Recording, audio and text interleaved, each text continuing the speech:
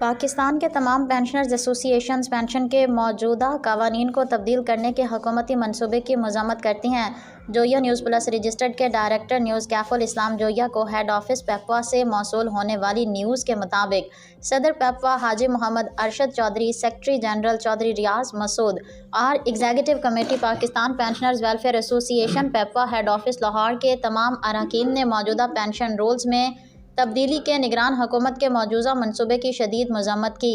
उनका कहना था कि निगरान हुकूमत पेंशन रूल्स को तब्दील नहीं कर सकती।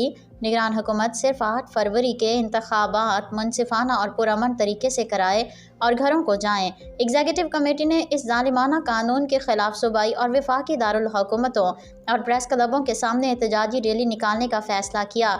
इस एहतजाज में तमाम सूबाई वफाकी पेंशनर्स एसोसिएशंस बैंक और EOBI पेंशनर्स एसोसिएशंस शरीक होंगी।